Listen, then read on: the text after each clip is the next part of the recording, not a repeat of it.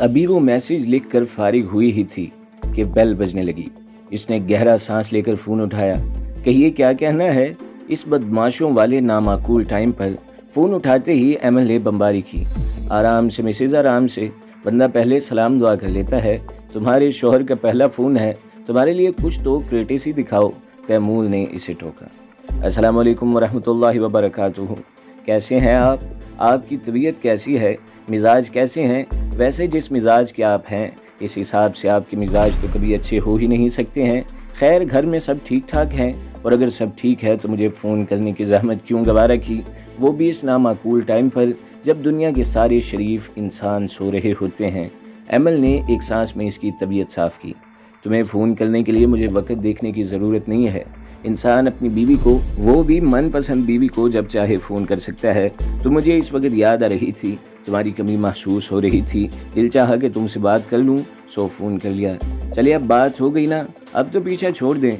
सुनो मिसेज़, कल हम तुम्हारे घर आ रहे हैं, बस कुछ दिन की बात है जाना, फिर सारी बातें तुम्हें अपने पहलू में बिठा कर करूँगा। तैमूर आँच देते लहजे में बोला। एमल एक लम्हे को गड़बड़ा सी गई। सुनिए, उफ जालिम बीवी, क्या बात की है? सुनिए, अब लगी हो ना पक्की मिसेज। तैमूर ने तेज़ी से इसकी बात काटी। आप बहुत ही बस। एमल ने गुस्से से अपनी मुट्ठियां भींच लीं। खैर, मजाक एक तरफ, कहो क्या कहना है। वो संजीदा हुआ। क्या आप किसी तरह कल हमारे घर आना कैंसिल कर सकते हैं प्लीज़? इसने रिक्वेस्ट की। मगर क्यों? अब कि वो बिल्कुल संजीदा हो गया। अम्मी ने कहा है कल आप लोग आएंगे तो मुझे मंगनी की अंगूठी और निकाह की चेन पहननी होगी, तो इसमें क्या प्रॉब्लम है? सभी लड़कियां अपनी मंगनी की अंगूठी पहनती हैं, तुम भी पहनो। प्रॉब्लम ये है मिस्टर प्रॉब्लम कि मेरी अंगूठी और चैन पर आप कब्जा किए बैठे हैं, और अगर कल मैंने वो नहीं पहनी तो मेरी अम्मी ने ताने मार मार कर मेरा जिगर छलनी कर देना है, और कम से कम साल 2 साल तक तो अम्मी के ताने रुकने वाले नहीं होंगे। एमल तब कर बोली। मैंने तो तुम्हें ऑफ़र की थी कि अंगूठी पहन लो, मगर तुम्हारी नखरे ख़त्म नहीं हो रहे थे। खैर, इसमें ऐसी कोई बड़ी बात नहीं कि कल का विज़िट कैंसिल किया जाए। वो आराम से बोला। आपके लिए कोई बड़ी बात नहीं होगी। प्रॉब्लम तो मैं हूँ ना, डांट तो मुझे पड़ेगी, बुरा भला तो मुझे कहा जाएगा। आपका क्या है? आपको क्यों मेरी तकलीफ़ का एहसास होने लगा? बोलते बोलते इसका लहजा धीमा हो गया। तैमूर इसके धीमे नम लहजे में कहीं बात सुनकर तड़प उठा था। एक बात तो तुम अपने दिमाग में अच्छी तरह बिठा लो कि जब तक मैं ज़िंदा हूँ, मेरे होते हुए तुम्हें कोई तकलीफ़ नहीं पहुँच सकती। इसलिए अब तुम आराम से सो जाओ, कल मुलाकात होगी, और मेरा वादा है कि कोई भी तुम्हें कुछ नहीं कहेगा और ना कोई सवाल करेगा। देखें मिस्टर, ईगल होंगे आप अपनी एजेंसी के, आप अम्मियों को नहीं जानते। ये हमारी देसी अम्मियाँ 2 मिनट में इज्जत हाथ में उतार के रख देती हैं। इनके नज़दीक एजेंट हो या धोबी हो, सब बराबर होते हैं। खुदारा इतनी मेहनत मुशक्क़त और हज़ारों करोड़ों के खर्चे के बाद एजेंट वजूद में आता है, और तुम इसे धोबी से मिला रही हो। मेरी भी मॉम है, और वो भी ऐसी ही हैं, और आजकल मुझ पर सही की गरम है कि मैं इनकी नेक शरीफ बहू का ख्याल नहीं रख रहा। खैर, तुम फिक्र मत करो, अगर मुझ पर भरोसा है तो आराम से सो जाओ, सारी फिक्रें भुला दो और कल की तैयारी करो। मगर याद रखना, मैं तुम्हें आंटी के अताब से बचाऊंगा, तो तुम्हें भी मेरी एक बात माननी होगी। क्या मतलब? कौन सी बात? मैं ऐसे ही किसी बात की हामी नहीं भर सकती, उसने कहा। स्वीट हार्ट, मुझे भी बात मनवानी आती है। अब तुम आराम करो, जल्द मिलेंगे। तैमूर ने फ़ोन रख दिया। एमल ने बंद फ़ोन को तब कर घुरा, फिर सर झटकते हुए सोने लेट गई। इस बात का तो इसे पूरा यकीन था कि अगर ईगल ने जिम्मेदारी ली है तो वाकई कल कुछ नहीं होगा। इतना तो वो इसे जान चुकी थी। तैमूर फ़ोन बंद करके थोड़ी देर आराम से लेटा रहा, फिर उठकर लिबास तब्दील किया। काली जीन्स और शर्ट में वो बाहर जाने को तैयार था। जीन्स की जेब में इसने अंगूठी और चेन डाली और बाहर निकल गया।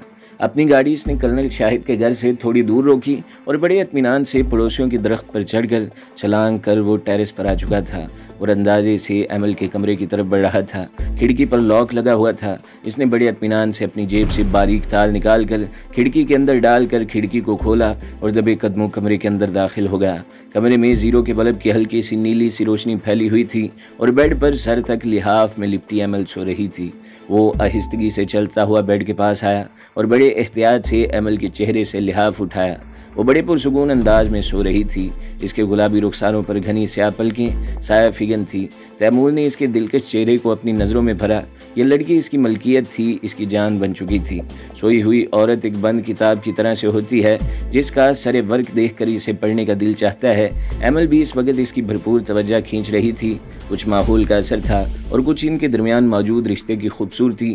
تیمور نے جھک کر اس کی پیشانی چومی، پھر بڑی تیزی سے اپنے نفس کو قابو میں کیا، خاموشی سے اپنی جیب سے چین نکال کر اس کی نازک سی گردن میں پہنائی اور پھر اس کا مخروطی ہاتھ تھام کر اس کی نازک سی انگلی میں انگوٹھی پہنا کر بڑی آہستگی سے اس کے انگوٹھے سے سجے دودھیا ہاتھ کو چوما اور لحاظ برابر کرتا ہوا دوبارہ اسی راستے پر واپس چلا گیا۔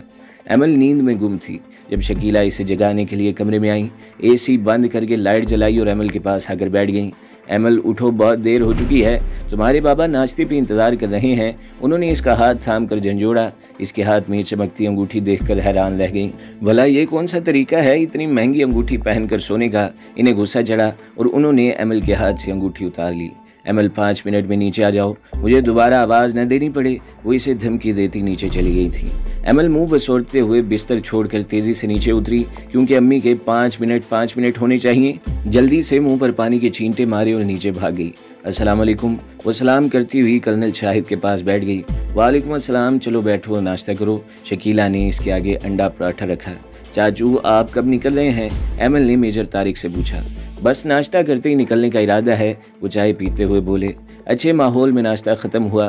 پاس ہی میجر طارق کا چھوٹا سفری بیگ تیار پڑا تھا۔ انہوں نے کرنل شاہد اور شکیلہ سے اجازت طلب کی اور ایمل کو ساتھ لے کر باہر کی جانب بڑھ گئے۔ گڑیا میں جا رہا ہوں، لیکن کوئی بھی مسئلہ ہو تو مجھے بلا جھجک کال کرنا، اور میرا مشورہ ہے کہ تم سب بھلا کر تیمور کو معاف کر دو۔ اس نے جو بھی کیا اب اس پر شرمندہ بھی ہے۔ رشتے بنانا مشکل نہیں ہوتا، رشتے نبھانا مشکل ہوتا ہے، اس بات کا خیال رکھنا۔ وہ اس کا سر تھپتھپاتے ہوئے اپنی جیپ میں بیٹھے کہ قریب سے کرنل شاہد کی آواز ابھری۔ ایمل بیٹا آپ اندر جائیں، اور طارق تم 2 منٹ میرے ساتھ اسٹڈی میں آؤ۔ وہ یقیناً ان سے کوئی بات سن چکے تھے۔ میجر طارق ان کے ساتھ اندر داخل ہوئے اور اب ان کے استفسار پر ایمل اور تیمور کے درمیان ہوئے سارے واقعات تفصیل سے بتا رہے تھے۔ کرنل شاہد کے چہرے پر کرختگی اور سختی تھی۔ ٹھیک ہے طارق، اب تم جا سکتے ہو، وہ سنجیدگی سے بولے۔ بھائی صاحب، بچوں کا معاملہ ہے، غلط فہمیاں ہو جاتی ہیں، آپ پلیز درگزر فرمائیں۔ اب تو وہ دونوں بھی اس رشتے کو تسلیم کر رہے ہیں، اور تیمور کی آنکھ میں نے گڑیا کے لیے بہت عزت دیکھی ہے، میجر طارق نے کہا۔ تم بے فکر ہو کے جاؤ، میری بیٹی مجھ پر بھاری نہیں ہے، ویسے بھی ابھی اسے اپنی ٹریننگ کرنی ہے، میں اسے اتنی جلدی شادی کے چکر میں نہیں پھنساؤں گا۔ بیٹیاں خدا کی رحمت ہوتی ہیں، اور اس رحمت کی حفاظت کرنا، زمانے کے سرد گرم سے بچانا ماں باپ کا فرض ہوتا ہے۔ انہوں نے 2 ٹوک لہجے میں اپنی بات مکمل کر کے میجر طارق کو خدا حافظ کہا اور خود اٹھ کر اپنے بیڈ روم کی طرف چل پڑے تھے۔ شکیلہ ذرا ایمل کو میرے پاس بھیجیں۔ کچن کے دروازے پر انہوں نے شکیلہ سے کہا۔ اب وہ اپنے کمرے میں آرام دہ کرسی پر بیٹھے ان دونوں کے رشتے کو لے کر سنجیدگی سے سوچ رہے تھے۔ جب کمرہ نوک کر کے ان کی گڑیا سی ایمل اندر داخل ہوئی۔ بابا آپ نے بلایا؟ بیٹھو بیٹا، انہوں نے کہا۔ آج مجھے اپنے شیر بچے سے ایک شکایت ہے۔ انہوں نے اسے بغور دیکھا۔ بابا مجھ سے کوئی غلطی ہو گئی کیا؟ وہ پریشان ہو اٹھی۔ گڑیا مجھے تمہارے چاچو نے سب بتایا ہے، مجھے اس بات پر بہت افسوس ہے کہ جب اس نے تم سے فون پر اتنی بدتمیزی کی تو تم میرے پاس کیوں نہیں آئی، مجھ سے بات کیوں نہیں کی، مجھے انفارم کیوں نہیں کیا، وہ سنجیدگی سے بولے۔ بابا پلیز مجھے معاف کر دیں، سب کچھ اتنی جلدی ہوا، میں چاہ کر بھی آپ کو کچھ نہیں بتا پائی۔ ویسے انہوں نے زیادہ بدتمیزی نہیں کی تھی، وہ تو بس ایمل کنفیوز ہوگی۔ ٹھیک ہے، اب تم کیا چاہتی ہو، تم نے کیا سوچا ہے اس رشتے کو لے کر؟ انہوں نے اسے غور سے دیکھا۔ بابا رشتہ تو آپ نے جوڑ دیا ہے، بس مجھے تھوڑا وقت چاہیے، میں اپنا فوکس ایئر فورس کمیشن پر رکھنا چاہتی ہوں۔ ٹھیک ہے، تمہاری اگلی ڈیٹ کب ہے؟ انہوں نے کہا۔ 3 دن بعد بابا، کراچی میں میڈیکل ہے۔ ٹھیک ہے گڑیا، ویسے بھی پاک فضائیہ تم جیسے جوان نوجوانوں کے لیے سب سے پرکشش شعبہ ہے۔ فضائیہ کے لڑاکا طیارے اڑانا، آسمان کی بلندیوں میں پرواز کرنا اور ملکی فضاؤں کا دفاع کرنا، یہ سب پرکشش تو ہے، پر نوجوانوں کے جذبہ، حوصلہ اور شوق کی کڑی آزمائش بھی ہے۔ بابا مجھے آپ جانتے ہیں، بچپن سے ہی پائلٹ بننے کا شوق ہے، مگر فائٹر پائلٹ یہ بتائیں مجھے کتنے عرصے تک ٹریننگ لینی ہوگی؟ ایمل نے پوچھا۔ GD پائلٹ کے لیے منتخب کیے جانے والے امیدواروں کو PAF اکیڈمی رسالپور میں BSc کی تعلیم دی جاتی ہے اور امتحان کامیاب کرنے کے بعد 1.5 سال ہوا بازی کی تربیت فراہم کی جاتی ہے۔ PAF کے تربیتی ادارے جو جدید ترین آلات اور ساز و سامان سے لیس ہیں اور تربیت کے اعلیٰ نظام کے نتیجے میں یہاں نوجوان اپنی بہترین صلاحیتوں اور وسیع تر ذہنی افق کے ساتھ قومی دفاع میں شامل ہوتے ہیں۔ تربیت کی تکمیل پر BSc انجینئرنگ کی ڈگری کے ساتھ کامیاب امیدواروں کو بطور پائلٹ آفیسر پاک فضائیہ میں کمیشن دیا جاتا ہے۔ انہوں نے تفصیل سے سمجھایا، پاک فضائیہ میرا جنون ہے بابا، اور دیکھیے گا یہ سال گزرتے پتہ بھی نہیں چلے گا اور میں بہت جلد کمیشن حاصل کر لوں گی۔ وہ جذبات سے چور لہجے میں بولی، بیٹا جی اتنا آسان نہیں ہے کہ بس BSc کیا اور فلائنگ شروع، بہت زیادہ تربیتی مراحل سے گزرنا پڑتا ہے اور اتنے سخت ہوتے ہیں کہ کئی کیڈٹس ڈراپ ہو جاتے ہیں، سروائیو نہیں کر پاتے۔ وہ مسکرا کر بولے، صبح سویرے اٹھنا ہوتا ہے، طلوع آفتاب سے قبل جسمانی ورزش کرائی جاتی ہے، دوڑایا جاتا ہے، گھنٹوں G3 رائفل سے نشانہ بازی کی مشق کرائی جاتی ہے، میلوں پیدل مارچ ہوتا ہے اور متواتر کئی دن اور رات جنگی تدابیر، کیمپنگ اور پیٹرولنگ کی مشق کرنی ہوتی ہے۔ یہ نہایت سخت زندگی ہوتی ہے لیکن ناممکن نہیں ہوتی۔ وہ رسان سے اسے آنے والی مشکلات سے آگاہ کر رہے تھے۔ ایمل بڑے غور سے اپنے بابا کرنل شاہد کی بات ذہن نشین کر رہی تھی۔ وہ اسے ٹریننگ کے مراحل کی تفصیلات بتا رہے تھے جو کہ اتنی آسان ہرگز نہیں تھی۔ بابا آپ کو اچھی طرح پتہ ہے مجھے یونیفارم پہن کر اپنے وطن کی خدمت کرنے کا جنون آپ سے ورثے میں ملا ہے۔ میں وعدہ کرتی ہوں آپ کو مایوس نہیں کروں گی اور کمیشن لے کر دکھاؤں گی۔ آخر کرنل شاہد کی بیٹی ہوں، اس نے مصنوعی انداز میں کالر اٹھائے۔ کرنل شاہد نے بغور اپنی چہیتی مینا کو دیکھا جو ان کے آنگن کی رونق تھی۔ اس وقت ایمل کی آنکھیں چمک رہی تھیں، ان میں کچھ کر دکھانے کا عزم تھا۔ انہوں نے پیار سے اس کے سر پر ہاتھ پھیرا، مجھے اپنی گڑیا پر پورا بھروسہ ہے، تم کمیشن لے کر دکھاؤ گی اور نہ صرف کمیشن بلکہ تمہیں سارڈ آف آنر بھی لینی ہوگی۔ انہوں نے اس کا حوصلہ بڑھایا۔ بس بابا آپ دیکھیے گا، آپ مجھے گائیڈ کرتے رہیے اور میں وہاں جا کے اکیڈمی میں تباہی پر تباہی مچا دوں گی۔ ویسے بھی میں بہت تیار ہوں اور ابھی یہ جو فلسطین کا چکر لگا کر آئی ہوں اس کے بعد سے تو میرے اعصاب جھنجھنا اٹھے ہیں، میرا جوش اور بڑھ گیا ہے اپنے وطن کی حفاظت کرنے کے لیے۔ وہ جوش سے بولی، فلسطین؟ گڑیا مجھے بتاؤ اور کھل کر بتاؤ، اپنا دوست سمجھ کر بتاؤ کہ تم نے فلسطین میں تیمور کے ساتھ جو وقت گزارا اس میں تمہیں تیمور کیسا لگا؟ کیا وہ میری بیٹی کے قابل ہے؟ کہیں اس نے تمہیں تکلیف تو نہیں دی؟ کرنل شاہد سنجیدہ ہوئے۔ ایمل تیمور کا ذکر سن کر چونک گئی اور محتاط ہو کر اپنے بابا کو دیکھنے لگی۔ یہ بات درست تھی کہ تیمور نے اس کے دل کو ٹھیس پہنچائی تھی، مگر اس کی عزت کی حفاظت بھی اس نے کی تھی۔ اپنی جانبازی سے تیمور اس کے دل میں اپنا مقام بھی بنا چکا تھا۔ وہ اس سے ناراض ضرور تھی مگر دور بھی جانا نہیں چاہتی تھی۔ اسے خود بھی اپنی فیلنگز کا احساس ٹھیک سے نہیں ہو پا رہا تھا۔ بابا پہلے میں انہیں نہیں جانتی تھی اور وہ مجھے بھی نہیں جانتے تھے، لیکن اس کے باوجود ایک مسلمان پاکستانی لڑکی ہونے کا خیال کیا انہوں نے۔ کئی جگہوں پر مجھے ان یہودیوں سے بچایا، میں نے ان کی آنکھوں میں اپنے لیے عزت دیکھی ہے۔ ایمل نے جھجک کر جواب دیا۔ جو بھی تھا وہ کسی بھی صورت اپنے بابا کی نظروں میں تیمور کی عزت خراب نہیں کرنا چاہتی تھی، مگر اسے پتہ نہیں تھا کہ میجر طارق سب کچھ انہیں بتا چکے ہیں۔ اوکے بیٹا آپ جاؤ، شام میں مہمان آ رہے ہیں، تیاری کرو اور اپنی امی کو میرے پاس بھیجو، انہوں نے سگار سلگا کر کہا۔ ایمل سر ہلاتی باہر نکل گئی۔ اب اس کا رخ کچن کی جانب تھا جہاں شکیلا بیٹ مین اور اس کی بیوی سکینہ بوا کے ساتھ لگی دنیا جہان کی ڈشز بنانے میں مصروف تھیں۔ السلام علیکم معزز کچن میں مصروف حضرات، اس نے شرارت سے سلام کیا۔ ایمل کیا بھائی تباہی ادھر سے ادھر پھر رہی ہو؟ چلو آؤ کچن کو بھی رونق بخش دو، ایک ڈش تم بھی اپنے سسرال والوں کے لیے بنا لو۔ اگر فرحانہ یعنی مسز امتیاز نے پوچھا کہ ان کی بہو نے کیا بنایا ہے تو میں کیا جواب دوں گی؟ انہوں نے ایمل کو گھیرا۔ امی پلیز ایسا تو مت کریں، سسرال ابھی نہیں جا رہی، میں کوئی سسرال، ابھی تو میں ٹریننگ پر جا رہی ہوں، بندے مارنا سیکھوں گی اور دور فضا میں بلند پاک ایئر فورس کا جہاز اڑانا ہے، فائٹر جیٹ۔ وہ آنکھیں بند کیے جذبے سے بولی، بی بی زمین پر آ جاؤ، اگر تمہارا شوہر اجازت دے تو اڑا لینا جہاز بھی اور مار لینا بندے بھی۔ ابھی ذرا چھری اٹھاؤ اور پیاز کاٹنا شروع کرو، ہاتھ میں نہیں ہے دھیلا، اور دیکھنے چلیے میلہ۔ انہوں نے اسے حقیقت کی دنیا میں پٹخا۔ امی وہ حیرت سے بھونچکا ہوئی، اس میں اجازت کی کیا بات ہے؟ میرا ایئر فورس میں جانا، ٹریننگ لینا تو پہلے سے طے ہے، ایمل بولی۔ اور بابا نے وعدہ بھی کیا تھا کہ اگر میرا سلیکشن ہو گیا تو وہ مجھے نہیں روکیں گے۔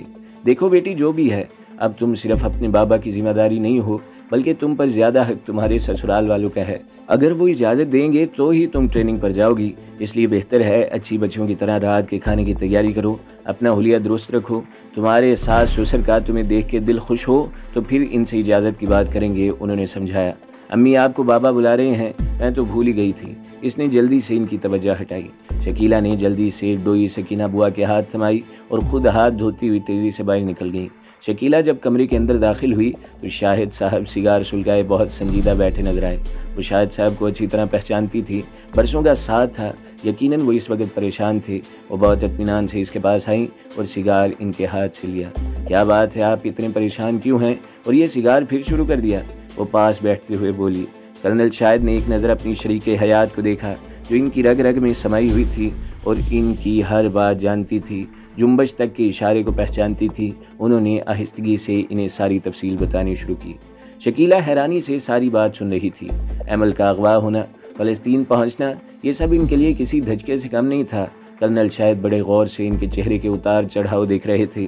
تیمور کے فون سے لے کر ان دونوں کے درمیان میں غلط فہمی ایک ایک بات انہوں نے شکیلہ کو بتا دی۔ اب آپ کیا مشورہ دیتی ہیں؟ انہوں نے پوچھا۔ آپ کو تیمور بیٹا کیسا لگتا ہے، آپ بتائیں، شکیلہ نے پوچھا۔ وہ بلا شبہ ایک بہت اچھا ایجنٹ ہے، بہت ٹیلنٹڈ ہے، اور جس طرح اس نے ہماری بچی کو ان یہودیوں کے ہاتھوں بچایا اور اسے باحفاظت رکھا، یہ اس کا ہم پر بہت بڑا احسان ہے، وہ بولے۔ کرنل صاحب، اگر وہ اتنا اچھا ہے تو پھر آپ اتنا پریشان کیوں ہو رہے ہیں؟ آج کل کا بچہ ہے، غلطیاں سب سے ہو جاتی ہیں، ہم بڑے ہیں، ہمیں درگزر کرنا چاہیے، شکیلہ رسان سے بولی۔ درگزر کی بات نہیں ہے، میں چاہتا ہوں ان دونوں کو اس رشتے کو سمجھنے کو ٹائم دیا جائے۔ ہماری بچی ابھی بہت چھوٹی ہے، ویسے بھی یہ طے ہوا تھا کہ ابھی صرف نکاح ہوگا، رخصتی اس کی 4 سالہ ٹریننگ کے بعد ہوگی۔ وہ گویا ہوئے۔ 4 سال؟ نہیں کرنل صاحب، یہ تو بہت طویل وقفہ ہے۔ میرا تو دل ابھی تک یہ سوچ سوچ کر ڈوب رہا ہے کہ اگر میری بچی کو کچھ ہو جاتا تو ہم کیا کرتے؟ دشمن تو ابھی بھی طاق میں ہوں گے۔ آپ تو آئے دن مشن پر ہوتے ہیں، بہتر نہیں ہے کہ ایمل کو تیمور کے حوالے کر دیا جائے، وہ خود ہی اس کو سنبھال لے گا اور اس کی ٹریننگ بھی چلتی رہے گی، شکیلہ نے رائے دی۔ ہم کرنل سوچ میں پڑ گئے تھے۔ آپ ایسا کیجئے، امتیاز بھائی سے بات کر لیں اور تیمور کو بھی آج بلوا لیجئے اور اس سے کھل کر اس رشتے سے منسلک اپنے تحفظات کو لے کر ساری باتیں کلیئر کر لیجئے، شکیلہ نے صلاح دی۔ ٹھیک ہے بیگم، آپ جائیں انتظامات دیکھیں، میں امتیاز سے بھی کوئی بات چھپانا نہیں چاہتا، ساری بات اس سے کر لیتا ہوں اور شام میں میں اور امتیاز ساری باتیں کلیئر کر لیتے ہیں۔ شکیلہ کے کہنے پر اب ایمل اپنے کمرے میں آ چکی تھی اور امی کا نکالا ہوا جوڑا دیکھ رہی تھی۔ امی بینا، کیا اب میں گلابو بنوں گی؟ کیا یہ گلابی کرتا پاجامہ پہن کر؟ وہ بڑبڑاتے ہوئے کپڑے بدلنے چلی گئی۔ تھوڑی دیر میں وہ لمبے گیلے بال پشت پر بکھرائے لباس تبدیل کر کے سنگھار میں اس کے سامنے کھڑی ہوئی تھی۔ اس کے چہرے پر حیرت کے آثار تھے۔ وہ اپنے گلے میں پڑی چین کو گھور گھور کر دیکھ رہی تھی۔ یہ میرے گلے میں کیسے آئی؟ وہ سوچ سوچ کر پریشان ہو رہی تھی اور اس کا دماغ جو جواب دے رہا تھا وہ اسے قبول نہیں کر پا رہی تھی۔ آخر کب اور کس طرح تیمور نے یہ چین اسے پہنائی اور انگوٹھی کدھر گئی؟ اپنی سوچوں میں الجھتی ہوئی اس نے اپنا سیل فون اٹھایا۔ اس کا ارادہ تیمور کو فون کرنے کا تھا۔ ابھی اس نے فون کا لاک کھولا ہی تھا کہ تیار شکیلہ اندر داخل ہوئی۔ ماشاءاللہ میری گڑیا پر گلابی رنگ تو بہت جچ رہا ہے، انہوں نے پیار سے اس کا ماتھا چوما۔ ایمل، ہاتھوں میں تھوڑی سی چوڑیاں ڈال لو اور یہ لو اپنی انگوٹھی، تم کل رات اسے پہنے ہوئے سو گئی تھی، بیٹا زیور اتار کے سونا چاہیے، اور یہ لو اپنی انگوٹھی پہن لو، وہ لوگ بھی آتے ہوں گے، آج کوئی شرارت نہیں کرنا۔ انہوں نے اسے انگوٹھی تھمائی اور باہر نکل گئی۔ اب ایمل انگوٹھی کو غور سے دیکھ رہی تھی۔ اسے اچھی طرح پتا تھا کہ یہ انگوٹھی اس کے پاس نہیں تھی۔ یقیناً رات کو جب وہ سو رہی تھی تیمور آیا تھا اور یہ چین اور انگوٹھی اسی نے پہنائی ہوگی۔ یہ سوچ کر اس کے گال دہک اٹھے۔ اس نے تیزی سے فون اٹھایا اور تیمور کا نمبر ری ڈائل کیا۔ مسز تیمور، کہیے کیسے یاد کیا؟ اس کی زندگی سے بھرپور آواز سنائی دی۔ آپ کیا؟ آپ میرا مطلب ہے کل آپ ہمارے گھر آئے تھے؟ ایمل نے تیزی سے جملہ مکمل کیا۔ تیمور اس کی جھجک کو بھانپ چکا تھا۔ جی محترمہ، کل رات میں تمہارے کمرے میں آیا تھا۔ اور کوئی بات؟ اس نے پوچھا۔ آپ کو شرم نہیں آتی؟ ایسے بنا اجازت کسی لڑکی کے کمرے میں بھی کوئی آتا ہے؟ وہ جھنجھلا کر بولی۔ نہیں، شرم کی کیا بات ہے، اور میں کسی لڑکی کے کمرے میں تو نہیں آیا تھا، میں تو اپنی بیوی کے کمرے میں آیا تھا، اور اگر تمہیں اتنا ہی مسئلہ ہو رہا ہے تو ایسا کرو، تم بھی میرے کمرے کا ایک چکر لگا لو، میں بالکل مائنڈ نہیں کروں گا، وہ شرارت سے بولا۔ تیمور، آپ بہت، تمہارے منہ سے اپنا نام سن کر مجھے بہت اچھا لگا، وہ تیزی سے اس کی بات کاٹ کر بولا۔ مسز تیمور، خوبصورت تو تم ہو مگر سوتے میں پرستان کی پری لگتی ہو۔ کل کس طرح خود پر قابو پا کر واپس آیا ہوں، اس کے لیے تمہیں میرا شکر گزار ہونا چاہیے، اور اب تمہیں کوئی ڈانٹ بھی نہیں پڑے گی۔ تم پریشان ہو کر سوتی، یہ مجھے گوارا نہیں تھا، اس لیے چین اور انگوٹھی دینے چلا آیا، پر تم اتنی گہری نیند سو رہی تھی کہ مجھے تمہیں اٹھانا اچھا نہیں لگا، وہ گمبھیر لہجے میں بولا۔ ایمل خاموشی سے اس کی بات سن رہی تھی، پتہ نہیں کیوں پر تیمور کی کہی ایک ایک بات اس کے دل کی دھڑکنیں بڑھا رہی تھی۔ یہ بہت غلط بات ہے، کسی کی نیند کا فائدہ اٹھانا ہمت تھی تو دن کے اجالے میں مجھے انگوٹھی دیتے، وہ اپنی جھیمپ مٹا کر بولی۔ کوئی بات نہیں مسز، میں تمہیں ساری دنیا کے سامنے بھی انگوٹھی پہنا دوں گا، کہو تو مام ڈیڈ کے ساتھ بھی آ جاؤں، وہی سب کے سامنے تمہارا ہاتھ پکڑ کے دوبارہ انگوٹھی پہنا دوں اور تمہارے خوبصورت بالوں کو سمیٹ کر نازک سی گردن میں اپنے نام کی چین پہنا دوں۔ بولو منظور ہے؟ وہ سنجیدگی سے گویا ہوا۔ اچھا بس اب رہنے دیجئے، زیادہ ہیرو بننے کی کوشش مت کریں، وہ اپنے دل کی دھڑکنوں کے شور کو دباتے ہوئے بولی۔ بس ابھی تھوڑی دیر میں مام اور ڈیڈ نکلنے والے ہیں، ساتھ بھی آ رہا ہے۔ میں نے اسے ہدایت دی ہے کہ تمہاری کلوز اپ میں تصویریں کھینچ کر لائے، اس لیے اپنے چہرے پر اچھی سی مسکان سجا کر میرا تصور کر کے تصویریں کھنچوانا، کیا ہے نا؟ جب تک تم میرے پاس نہیں آتی تمہاری تصویروں سے ہی دل بہلاؤں گا، تیمور نے شرارت سے کہا۔ ایمل کے تو کانوں سے دھواں نکلنے لگا اور اس نے فوراً فون بند کر دیا۔ تو دوستو، اگلی قسط سننے کے لیے ہمارے چینل کو ضرور سبسکرائب کریں، ویڈیو کو لائک کریں اور بیل کے آئیکن پر بھی کلک کر دیں تاکہ ہر جو آنے والی ویڈیوز ہیں وہ آپ کو سب سے پہلے ملتی رہیں۔